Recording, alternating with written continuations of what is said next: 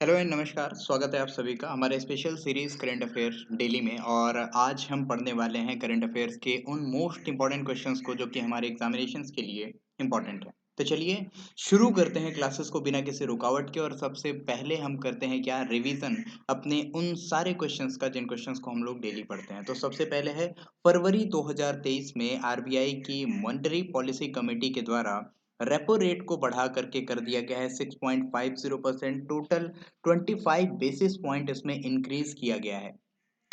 हाल ही में safer internet day celebrate किया गया 7 फरवरी को। और श्रीलंका ने भारत से आर्थिक सहायता ली है और भारत ने आर्थिक सहायता योजना के अंतर्गत श्रीलंका को टोटल 50 और बसें प्रदान किए हैं। यूनेस्को के द्वारा रिसेंटली पश्चिम बंगाल के विश्व भारती विश्वविद्यालय को दुनिया का पहला जीवित विरासत विश्वविद्यालय घोषित किया गया। और रिसेंटली नाउ यू ब्रीथ के लिए गोल्डन बुक्स अवार्ड 2023 प्रदान किया गया है राखी कपूर को। रिसेंटली मध्य प्रदेश की सरकार के द्वारा हाल ही में मुख्यमंत्री तीर्थ दर्शन योजना प्रारंभ की गई। एंड आगे अगर हम बात करें तो चर्चा में रही विक्टोरिया गौरी ने मद्रास हाईकोर्ट में अतिरिक्त न्यायाधीश के रूप में शपथ ली है। फरवरी 2023 में रिसेंटली जम्मू कश्मीर में पहला सरस आजीविका मेला प्रारंभ किया गया। और अब शुरू करेंगे अपनी क्लासेस को। सबसे पहले आपके सामने कंप्यूटर की बुक दिखाई दे रही है। होलोग्राम को जरूर देखें आसपास जिस भी दुकान में आप खरीदने जाएं। इस कंप्यूटर एक परिचय की बुक को देखने और खरीदने से पहले आप परीक्षा मंथन के होलोग्राम को जरूर आइडेंटिफाई कर लें। नेक्स्ट क्वेश्चन पे मूव करते हैं। क्वेश्चन देखने से पहले एक बार आप लोग अगर चाहते हैं कि इन सारे क्वेश्चंस की आपको डिटेल में वीडियो मिले तो आपको शॉर्ट्स के सेक्शन पे चले जाना है। एंड यहाँ पे आपको कम्युनिटी टैब भी मिल जाएगा जहाँ से आप वीडियोस की डिटेल्स में लिंकिंग पा सकते हैं और उन वीडियोस को म्यूजिक के साथ पूरी तरह से एंजॉय कर सकते हैं। नेक्स्ट, अगर आप हमसे जुड़ना चाहते हैं तो 1.5 लाख लोग हम लोगों से जुड़ चुके हैं प्रेजेंट टाइम में हमारे फेसबुक पेज से। आप भी लाइक कर सकते हैं जिससे आपको जितने भी इंपॉर्टेंट अपडेट्स हैं लगातार मिलते चले जाएंगे। इसके अलावा आप परीक्षा मंथन की ऑनलाइन एकेडमी ग्रुप से भी जुड़ सकते हैं हमारे फेसबुक ग्रुप से। नेक्स्ट, अगर आपको इन वीडियोस के पीडीएफ चाहिए, डिजिटल नोट्स चाहिए और जितने भी अपडेट्स हैं, जितने भी एग्जामिनेशंस होते हैं, उन सारी चीज़ों के बारे में डिटेल जानने के लिए आप ज्वाइन कर सकते हैं परीक्षा मंथन। ये रजिस्टर्ड का सिंबल होगा। इस टेलीग्राम ग्रुप को ज्वाइन कर लीजिए। प्रेजेंट टाइम में 5,000 से ज़्यादा लोग इसमें फॉलो कर रहे हैं हमें। और अब शुरू करते हैं अपनी क्लासेस को। सबसे पहला क्वेश्चन आपके स्क्रीन पे है और क्वेश्चन है, भारत के किस राज्य या फिर यूनियन टेरिटरी में लिथियम के विशाल भंडार पाए गए हैं।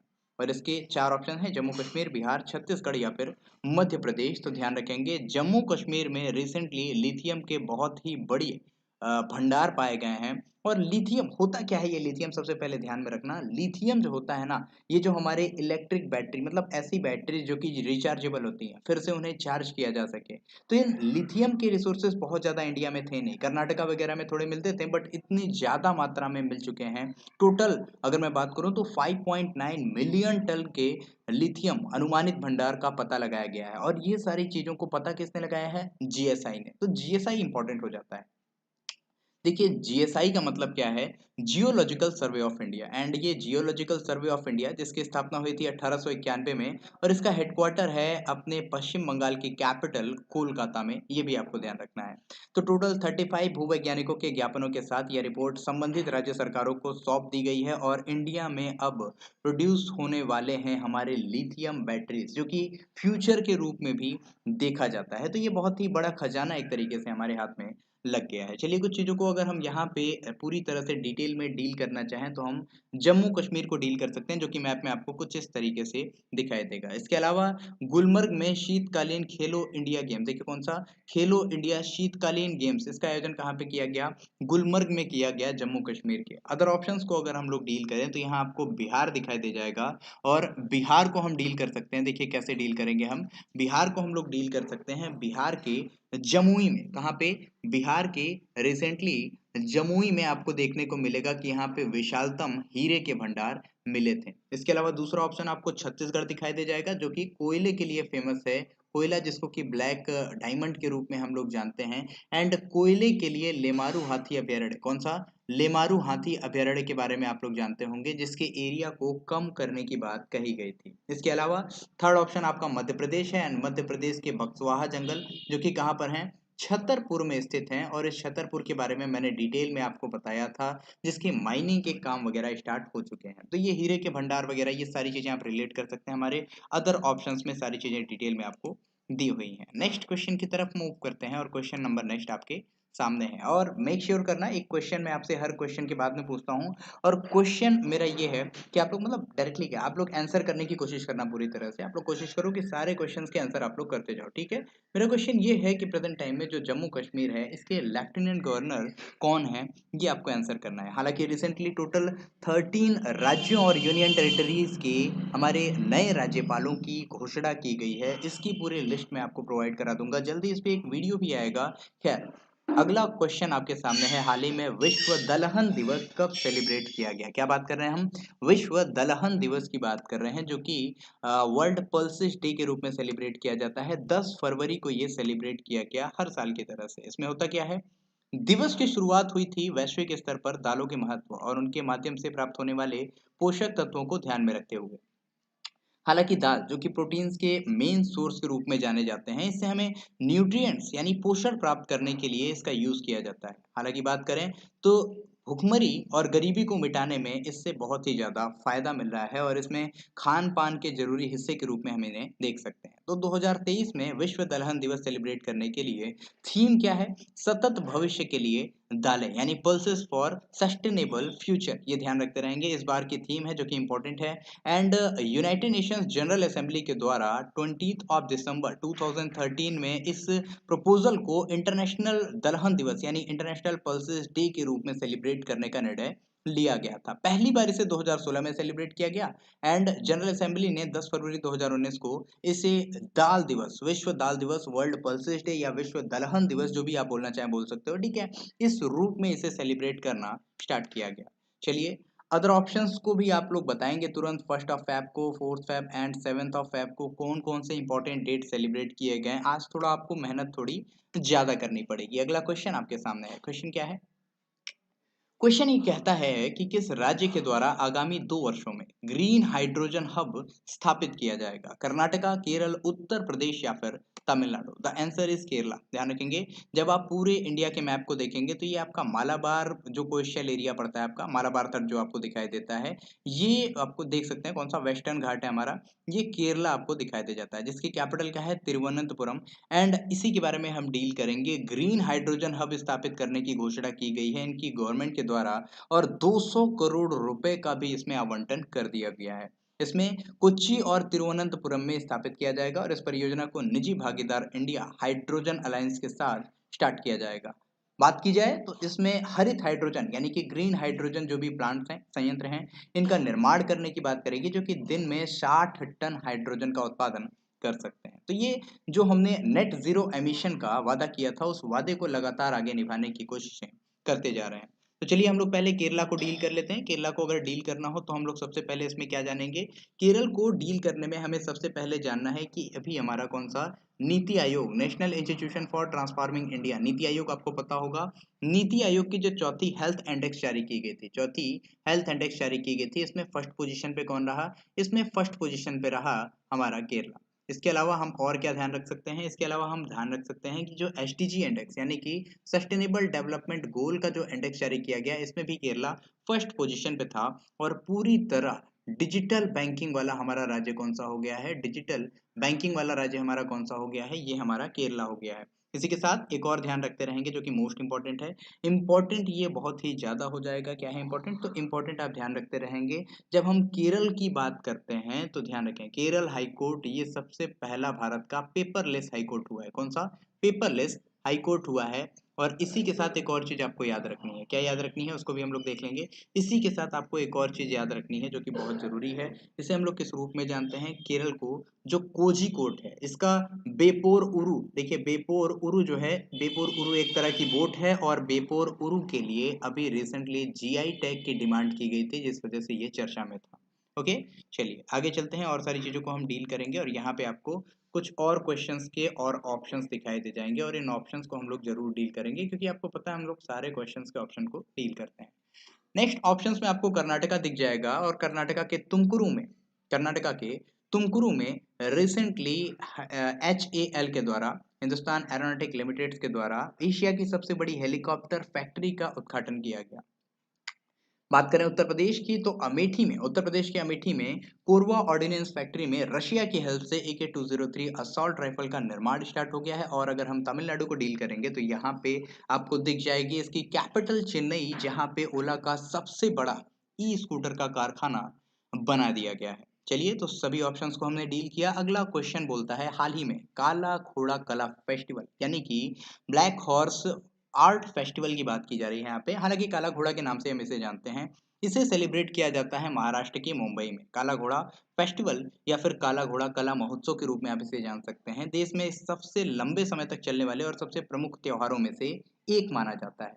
बात की जाए तो इसे कला घोड़ा एसोसिएशन कला के बारे में जागरूकता फैलाने के लिए इसे सेलिब्रेट किया जाता है। तो इसे आप आसानी से देख सकते हैं, समझ सकते हैं, इंपॉर्टेंट चीजों को डील कर सकते हैं। बात करें मुंबई की, जिसे 7 टापुओं का शहर भी कहा जाता है, और कुछ इंपॉर्टेंट हमारे ऑर्गेनाइजेशन हैं जिनका हेडक्वार्टर यहाँ पे है, जैसे RBI की बात करें, SBI की बात करें, किसकी, नेशनल स्टॉक एक्सचेंज की बात करें, NSE, BSE यानी कि बॉम्बे स्टॉक एक्सचेंज की बात करें, और SEBI यानी security and exchange board of India की बात करें, तो इन सब का हेडक्वार्टर आपका मुंबई में ही पड़ेगा।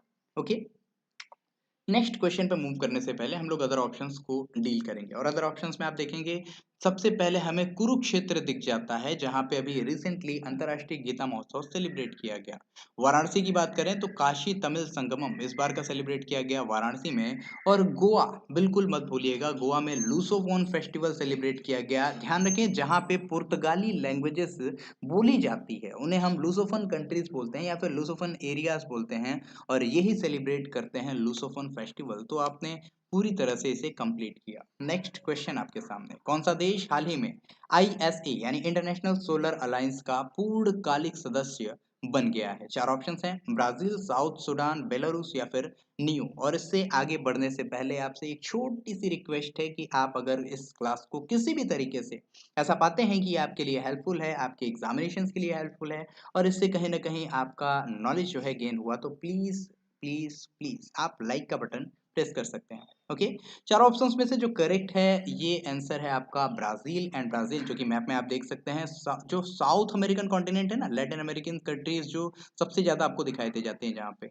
ये साउथ अमेरिकन कॉन्टिनेंट में ये जो येलो कलर का पूरा बड़ा सा पोर्शन दिखाई दे रहा है, सबसे बड़ा देश साउथ अमेरिकन कॉन्टिनेंट का, जिसे हम ब्राजील के नाम से जानते हैं। कैपिटल इसकी ब्राजीलिया है, और यहीं पे सबसे चौड़ी नदी जिसे हम अमेजन नदी के नाम से जानते हैं यहीं बहती है।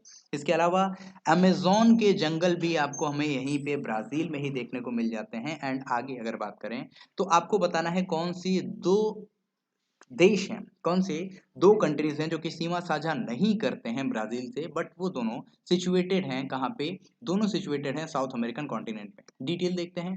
डिटेल है, ब्राजील अंतर्राष्ट्रीय सौर गठबंधन का पूर्णकालिक सदस्य बन गया है। भारत में ब्राजील के जो एम्बेसडर हैं आंद्रे अरना, इन्होंने कोरिया डोलागो ने आर्थिक कूटनीति के संयुक्त सचिव से मुलाकात की, और जिसके दौरान सदस्यता का कार्यक्रम आयोजित किया गया। बात करें ISA की तो इंटरनेशनल सोलर अलायंस, इसका हेडक्वार्टर गुरुग्राम में है जो कि हरियाणा में सिचुएटेड है। स्थापना 30 नवंबर 2015 को की गई थी COP15 के दौरान, जिसका आयोजन किया गया था फ्रांस की कैपिटल पेरिस में। बात करें संयुक्त राष्ट्र महासभा यानी जनरल असेंबली, इन्होंने अंतर्राष्ट्रीय सौर गठबंधन को पर्यवेक्षक का दर्जा दिया है।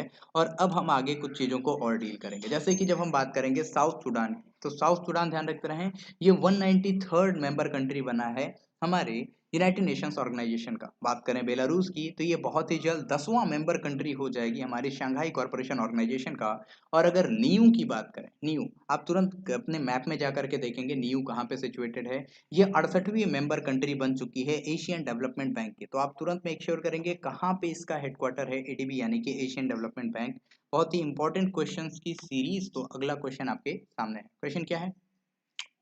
क्वेश्चन ये पूछता है, वित्तीय वर्ष यानी फाइनेंशियल ईयर की बात कर रहे हैं 2021-22 के दौरान भारत को सबसे अधिक प्रेशर, यहाँ रेमिटेंस की बात की जा रही है, कौन से देश से सबसे अधिक रेमिटेंस प्राप्त हुआ है? तो ध्यान रखेंगे UAE से सर्वाधिक रेमिटेंस प्राप्त हुआ है। UAE आपको मैप में कुछ इस पोजीशन पे दिख जाएगा।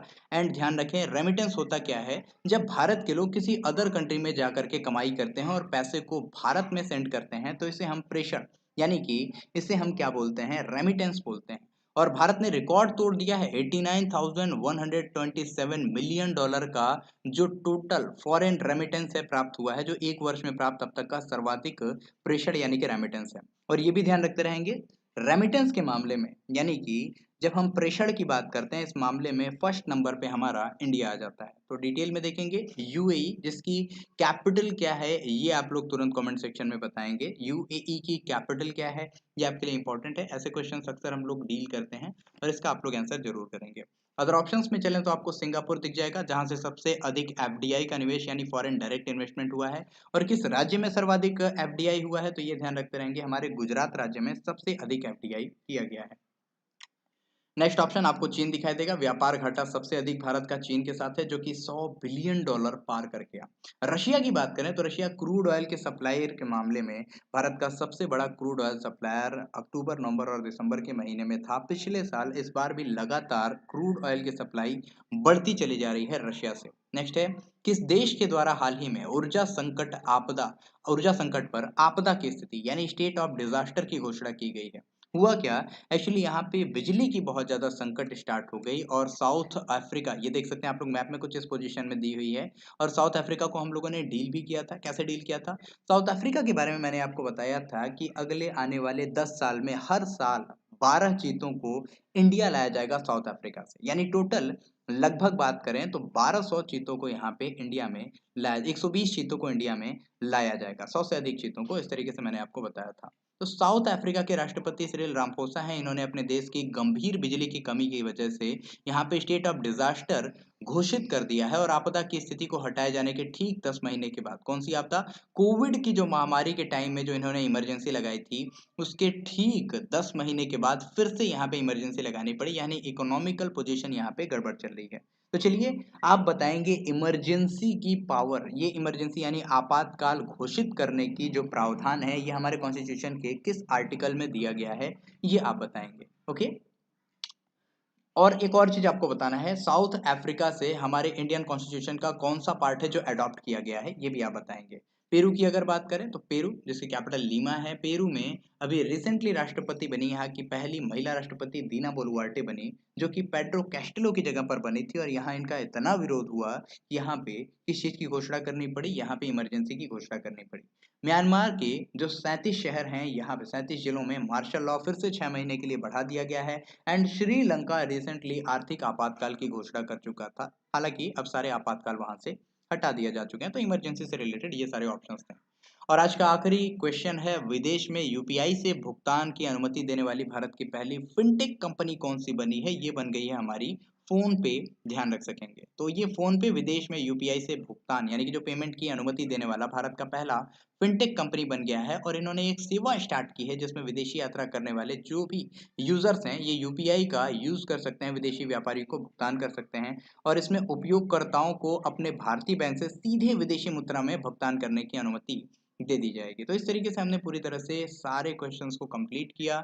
एंड अब जो मैंने लास्टली क्लास में आपको होमवर्क दिया था, होमवर्क ये था कि फरवरी 2023 में प्रधानमंत्री नरेंद्र मोदी ने इंडिया एनर्जी वीक 2023 का शुभारंभ कहाँ किया है? आंसर हो जाएगा इसका बेंगलुरु। और आज का होमवर्क लेते जाओ, ग्रीन बॉन्ड जारी करने वाला पहला नगर निकाय कौन सा बना है? तुरंत कमेंट सेक्शन में आंसर करेंगे। इसी तरीके के और सारे क्वेश्चंस अगर आपको पढ़ने हैं पूरी ईयर का यानी पूरे वर्ष भर का, अगर करंट अफेयर्स आपको कंप्लीट करना है तो आप परचेज कर सकते हैं हमारी बुक लक्ष्य वन 2023। करंट अफेयर्स के लिए इंपॉर्टेंट है, आपके नजदीकी शॉप में जाकर के आप इसे परचेज कर सकते हैं, या फिर डिस्क्रिप्शन में दिया है लिंक, वहां पे जाओ, क्लिक करो और आसानी से इसे परचेज कर सकते हैं आप पूरे डिस्काउंट्स वगैरह के साथ। चलिए, थैंक यू सो मच। जय हिंद, भारत माता की जय। मिलते हैं फिर अगली क्लास में, तब तक के लिए शुभकामनाएं।